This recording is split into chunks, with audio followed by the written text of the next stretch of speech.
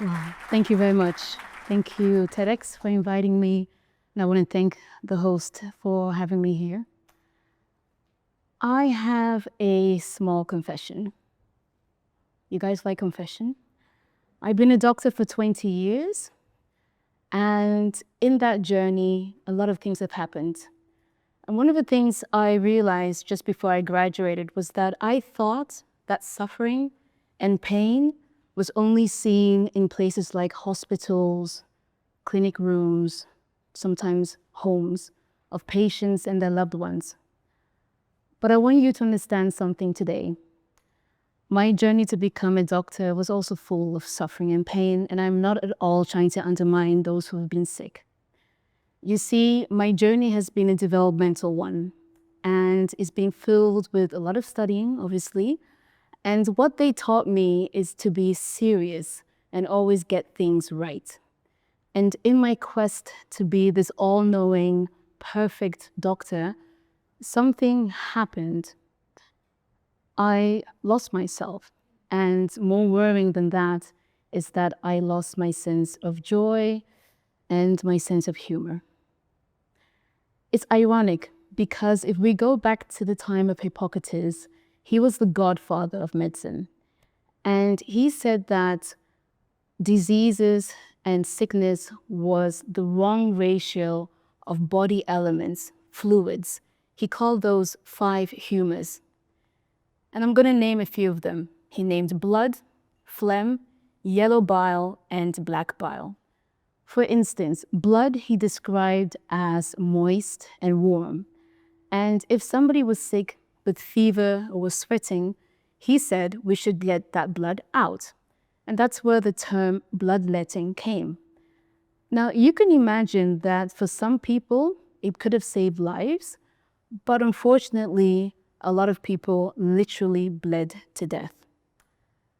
What Hippocrates also mentioned was the 5th humor, and he called that emotion. And he knew that emotion guided us. Because if we want to understand where we are today, between the bloodletting of the past and all the digital charts that we're looking at today, we have to understand more about where we came from in medicine. And I'm going to talk a little bit about artificial intelligence, so bear with me here. I'm going to take you back to the 1930s, and that was the era of internal medicine. And the adage was this: diagnose and wait. Can you imagine that back then only 5 diseases could be cured successfully? 5 only. And that was syphilis, malaria, heart failure, diabetes, and one more. And I forgot that one. I'll get back to the 5th one in a second, okay? So 5 diseases only could be cured. And the reason why is that at that time, there was a lot of experimentation. But one thing that happened in 1937 was this. The new drug was found. It was called sulfanilamide. And you can imagine how doctors were extremely happy when this particular drug was able to cure severe infections. And that's the 5th one, pneumonia. So people were able to be cured right in front of the doctor's eyes when they took this drug. So it was a moment of victory, a moment of joy and triumph in medical care. But you can also imagine that that moment of triumph was met with a lot of chaos. Because as new developments occurred, new technologies, doctors were overwhelmed. They now had to implement all these drugs as soon as they came to being. And in that process, they too lost something. They lost the ability to critically evaluate therapeutics. Because back then, they didn't have what we now have, which is evidence-based medicine. And in the current practice, we strive to always prove something. And if you want it to work, you have to prove it's actually implementable. So we now have randomized controlled trials. These are the golden standards. And there's millions and millions of literature out there to show whether or not treatment A versus treatment B works. But something also happened after that time, after the chaos. New drugs, new therapeutics. mistakes were made. People started doing things that actually were not proven. Around the 1950s, lots and lots of operations occurred. For instance, they would operate on people's carotid artery to prevent strokes. Imagine all the children that were operated on for enlarged tonsils. I'm sure nowadays, if you have any kids and they have an enlarged tonsils, you can go to the doctor, but they're not going to be operated on immediately. But that used to happen before. And let's not forget about the millions of women who had their uterus removed, not because of cancer, but because of bleeding irregularities. So you can imagine that at that time, new developments were happening, and it was all based on logic and not on evidence. And like I mentioned before, now we strive for evidence-based medicine. We cannot do anything without proving it works. So I want to talk about something very important, because in the Dutch medical tradition, there is a distinction between geneeskunde, which is science of medicine, and geneeskunst, the art of medicine. Now, if we think about it, the science is overwhelming. Remember when I said in the 1930s, a lot of developments were happening. Evidence-based medicine was up in the rise, millions of medical literature. So the science is there, the evidence is there. But I can tell you something. Here's the catch.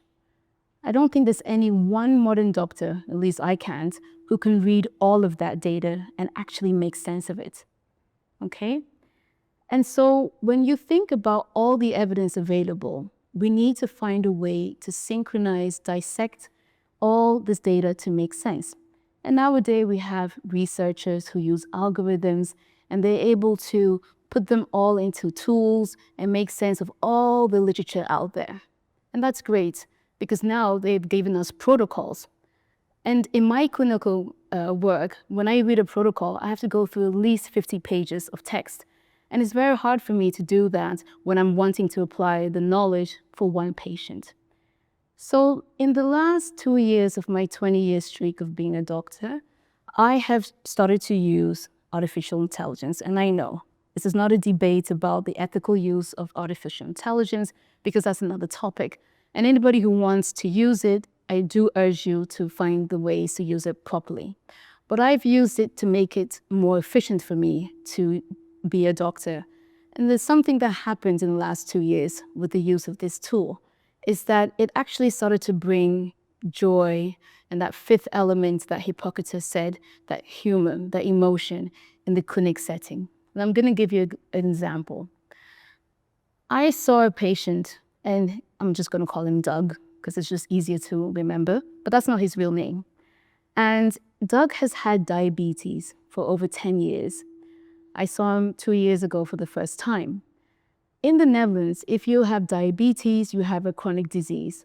And if you go to a primary care setting, like and see a general practitioner, you are expected to come to appointments at set intervals. Sometimes it's once a year, it can be 4 times a year, or depending on how your disease is being treated. And Doug was this amazing patient because he came all the time. He was always there for his appointments. So the first time I saw Doug, I looked at his charts, and some things obviously popped up. One of the things I noticed was that his blood sugar levels were always all over the charts. They were red all the time. So I sat with Doug and I pointed at the charts and I said, Doug, it's still red. What do we do about this? And he came up with the same excuse. He said, well, doctor, I did indulge last Christmas. My family was here. And the other day, it was really, really bad weather outside and I didn't feel good. And another time he would say he ate too much chocolate because it was Easter holiday. And the other time he had a cake for his birthday. Doug always had excuses for the reason why his blood sugar levels were all over the place. And frankly, the same thing would happen during the consultation. I would adjust his medication and I would tell him, Doug, you need to stop eating those chocolates. And then he would say, okay, and he would leave. And I would hope that 3 months later when I saw Doug, those blood sugar levels would be back to normal. But something happened and I said to myself, there's so much data on this patient of mine, 8 years worth of data. What if I put it in a tool and I ask it one question, what am I missing? And I was actually quite shocked at the answer, because the next time I saw Doug, I realized, well, this is actually a trend. There was no point in me telling him over and over again to stop eating the chocolate, because he's been doing the same thing for 8 years. So I decided to set the technology aside. I put the screen away, I put the charts away, and I looked at Doug and we talked. And we kept on talking about life, about things that mattered to him. And then Doug and I realized that we share a love for dogs. And his dog is actually literally called Happy, okay? So we smiled about that. And towards the end of the consultation, I noticed something really important. Doug was relaxed, and then he said something to me. He said, "I've never told this to anybody, but I've been struggling to quit smoking for years." And I thought, that's it. This is where I knew that I wasn't drowning in the data. I was focusing on Doug, and I was able to bring that emotion back into the consultation room, because it's something that he was never able to tell anybody. I want us then to think about it, because as doctors, we are striving for perfection. But I want to go back to another important physician in the 17th century, Nicholas Tulp. What did Nicholas Tulp do? First of all, he was quite famous as a Dutch physician, but he knew one thing. He said that medicine, in all its glory and triumph, was limited. And he had one very important weapon, the art of medicine. He said that as doctors, you need to have the right tone and the right attitude, because if you have those two things, you already stimulate the process of healing. So even before you give somebody medication, just having the right tone and the right attitude already makes them feel better. Think about that. And this is what I felt happened in that consultation room with Doug. So I wanted to think about the wisdom that somebody like Nicholas Tulp brought to the medicine. Because I want to give you another example, just to highlight how important it is to talk about emotions, that emotion guide us in the clinical setting. I had a patient, she came to me, and she said, "I have been avoiding you for the last year and a half." I thought, wow, why? What did I do to make you feel that way? She said, "A year and a half ago, I came to see you in the clinic, and you told me not to wear mascara." I said, "Yeah, I remember, because you came into the clinic because your eye was red and you were complaining about it. And when I examined you, I noticed that the mascara probably was what was causing the irritation in your eye. So I advised you not to wear mascara. I gave you a safety net, and I didn't hear anything back. So I thought I did my work." And she told me, "You didn't hear me. I didn't feel heard, and I'm very upset." So I asked her, "Do you mind explaining to me what it is that I missed in that conversation?" And she said, "You do know my medical history, right?" I said, "Yes, I do. You've had a tumor of your salivary glands." And she said, "You do know what happened when they tried to remove that tumor?" I said, "Of course, they severed your facial nerve." And she said something to me. She said, "Exactly. Because every time I smile, I have no symmetry in my face. And wearing mascara is the only thing that makes me feel like a person, like a woman again. And the fact that you told me not to wear it, I felt unheard." Now, you can imagine what that did to me. And that's when I realized that it's very important to bring back that humor into the consultation room. Because as we strive for perfection, and we have done a lot in medicine, I mean, look at the technology that we have nowadays. It's advanced, it's expansive. But I've noticed that as doctors, we've moved away from that right attitude. We are focusing on the best diagnostics, the best medication. And don't get me wrong, I'm very happy, because we've gone to 5 diseases that we can cure to hundreds of thousands that we can cure. And that's fantastic. But like Hippocrates said, we still have to find that ratio of those elements in medicine. And what she said was very poignant to me. And that's what I want to now talk to you about artificial intelligence, and say that it is important to take all that evidence and to synchronize that data. It can help me as a doctor to be more efficient. But we always strive for perfection. But is that what medicine is? Medicine is not a god from the machine, a deus ex machina. It's not something that can completely solve everything, and that's what we want. We want a God from the machine to come down to the consultation rooms and fix all the confusion. But it can't do that. Medicine is not able to look at the gray areas of life and death on its own. Medicine alone is not able to completely fill the whole being, the spirit and the body in a vacuum. We need a balance and we need more.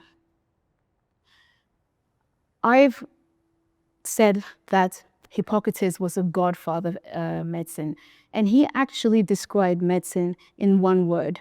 He called it techne, a craft. It's a craft because it's about skills and tools. And if you look at the generations where we are now, that craft has developed into something amazing, and we know it. So why don't we use the technology, the tools, to help us doctors and even patients to better understand what's going on? We need to use something like this so that we can give time to perfect the arts of medicine. If we go back to Nicholas Tulp, what did he say?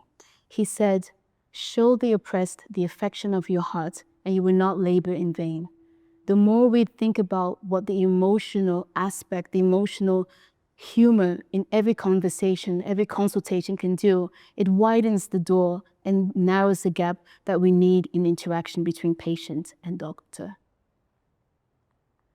Because ultimately, if you think about it, medicine in all its glory and all its triumph is really nothing without the art of healing. And I want to thank you guys for your attention.